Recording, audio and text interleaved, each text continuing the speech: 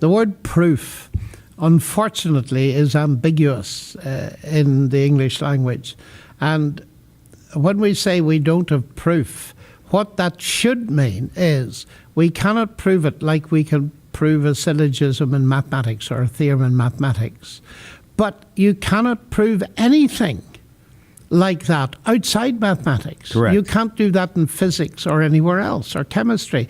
What you get in these fields is proof in the legal sense, that is beyond reasonable doubt. Now, when people react and say, oh, that's not strong enough, I say it is strong enough.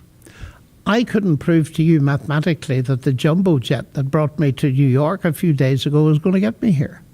But I trusted my life to it because I think there's enough evidence. And when we made an fully automatic landing at JFK in fog, and the runway became visible about 1.5 seconds before we touched down. And the pilot said, switch off all your phones, make sure every electronic thing is off, because they could mislead the guidance mechanism. That'll get your attention. There's an example of committing your life to these technological masterpieces, but you can't prove mathematically. And then on the more human level, I've been married for 51 years to the same person. I can't prove mathematically that she loves me, but I'd risk my life on it. Do you see the point? In other words, when we say we can't prove it, we mean we can't prove it mathematically, but we can give evidence for it.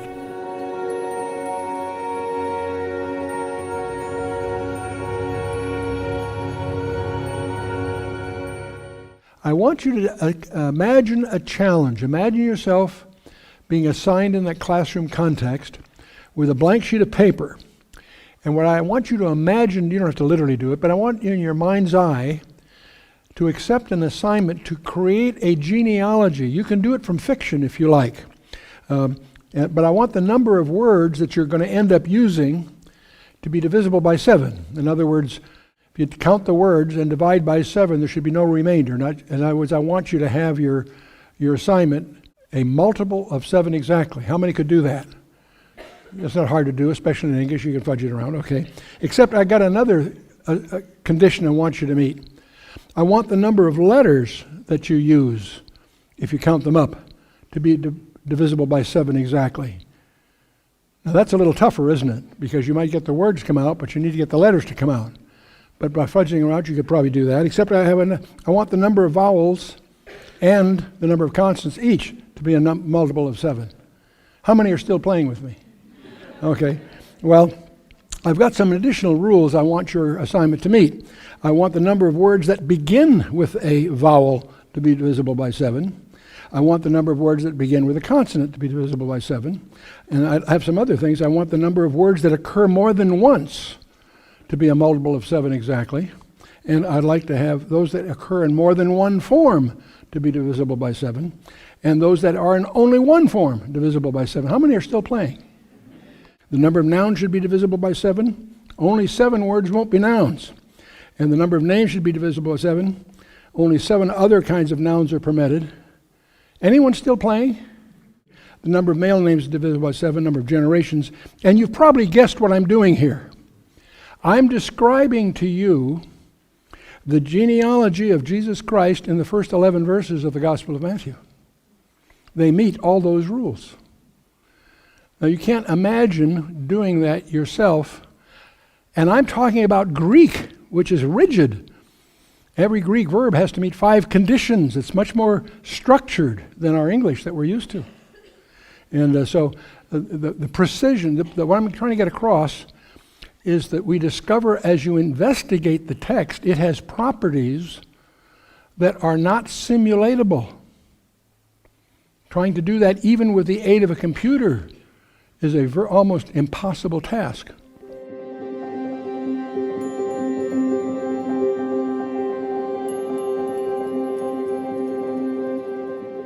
The late Stephen Hawking gave people the impression, and many people have it, you've got to choose between science and God. And if you want to be regarded as a thinker, you forget God. And I was puzzled until I realized that that comes from having a false concept of God. That's thinking of God as what we call a god of the gaps. The Greeks didn't understand thunder, so they postulated a god of thunder. That god will disappear once you've done a little bit of atmospheric physics. So the idea is that God is a kind of placeholder that you believe in until science fills that space. Now, two bad, seriously, error here. The first is that the gods of the ancient world, as a brilliant Oxford Don Werner Jaeger said, the Greek gods are descended from the heaven and the earth. They were created by the primeval chaos. The God of the Bible created the heavens and the earth. So if you put them in the same category, you just don't understand.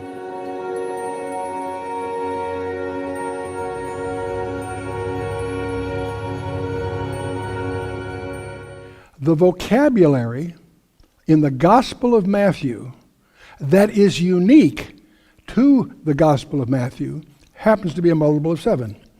It occurs 42 times, that's 7 times 6. It has 226 letters, that's 7 times 18. And that's the only property that these words have is that they are unique to the Gospel of Matthew. And they come out precisely as a multiple of 7. You with me so far? My question is, gee, that's interesting. How could that have been organized? Let's imagine that Matthew deliberately tried to make it come out that way. How would you go about doing that? There's only two ways you could do that. One is you could have all the other authors of the New Testament agree not to use those words. How many think that happened? I don't think so. Well, the other way, you could use that argument linguistically to prove that Matthew must have written his last. That's the only way he could preserve that property, right? So I could use that as an argument, at least, that Matthew wrote his document last. Well, that's pretty interesting. So Gospel of Matthew wrote his last, except I discovered that when I look at the Gospel of Mark, it has the same property. That the words that are unique to the Gospel of Mark are a multiple of 7 exactly. That proves that Mark was written last. Well, no, wait a minute. If I look at the Gospel of Luke, it also has that property. That the words that are unique to his writing in the New Testament, those words, there's the number of words that are unique to him are a multiple of 7 exactly. That proves that Luke wrote his last, except so did John. Each one of these wrote theirs last. In fact, so did James, Peter, Jude, and Paul. Each wrote last. Each one of their writings, the collective writings, has a vocabulary unique to them. Staggering. Staggering. You can't prove the Bible. Yes, you can. The more you know about the information sciences, the more you discover that we're dealing with something that is supernatural. That is supernatural.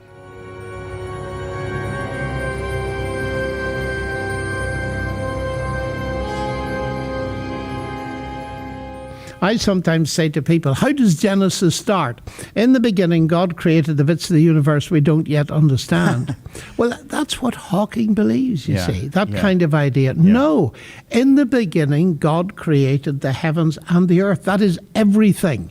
In other words, the bits we do understand and the bits we don't. But here's the interesting thing.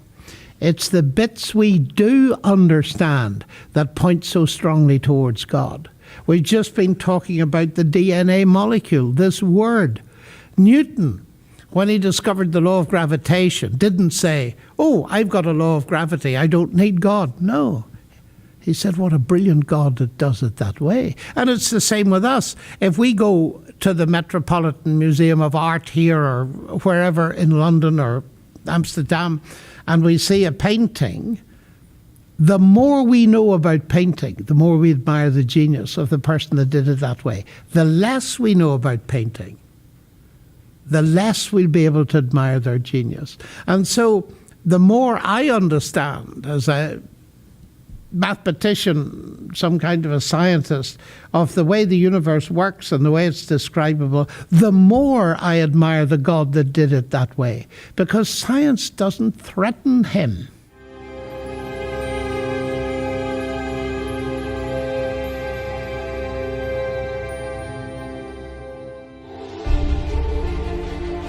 For there are 3 that bear record in heaven, the Father, the Word, and the Holy Ghost.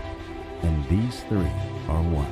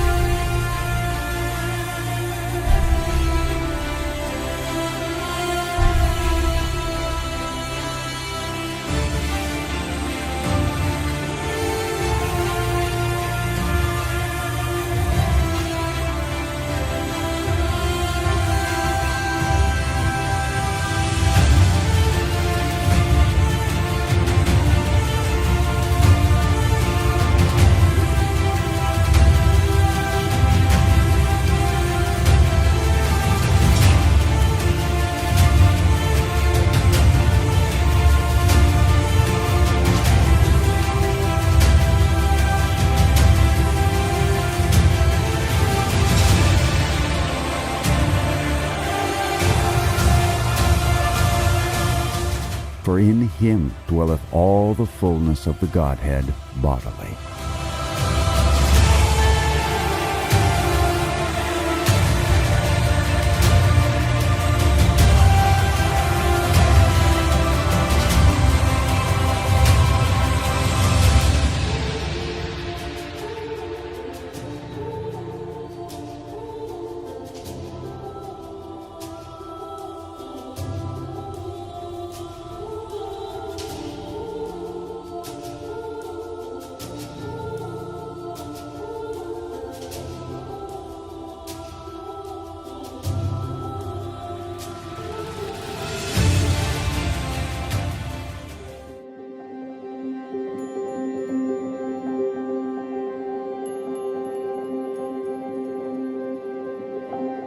Well, John, this is the great lie that has crept into the culture, and it's why we're sitting here, because when we talk of faith and science, we talk about the Christian faith and science, up until fairly recently, there was no divide between the two. In fact, one, as you said in a previous program, led to the other. Biblical faith led to the assumptions that led us to science, to do science. But we live in a culture now where we have to make the case over and over and over again because people have drunk the Kool-Aid and are somehow convinced of what they've been told over and over and over. For example, that the only proof that we can have is scientific proof. You've just said, and I know it to be true, that's sheer nonsense. But we have to make that case over and over. Yeah. And I've often said the same thing. You know, we say Napoleon existed and we talk about his life. Well, prove it in a lab. Prove it scientifically. Yeah. Nobody would even want to prove it scientifically. But you can historically give evidence for it. But of course, we can use logic and we can use evidence. And that's what we do in our lives with just about everything. Of course it is. And we have to redeem the ground in the culture, so to speak. We all know what evidence-based faith is.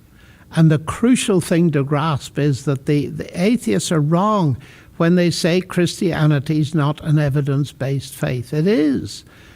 I think that we need to bring another thing in. I wondered, why is it that so many of these people, Hawking in particular when he was alive, told people you've got to choose between science and God? I could never understand that until one day it dawned on me what the reason was. It's because of his concept of God. You see, when I was younger, if I used the word God, it meant the creator of the universe, eternal, independent of the universe, who creates and upholds it. But you see, now they're so hung up on the idea that God is a fiction that they've reduced the God of the Bible to the level of the Greek god of thunder. Say. Right. Now, a course on atmospheric physics will remove the need for the god of thunder straight away. And so you get atheists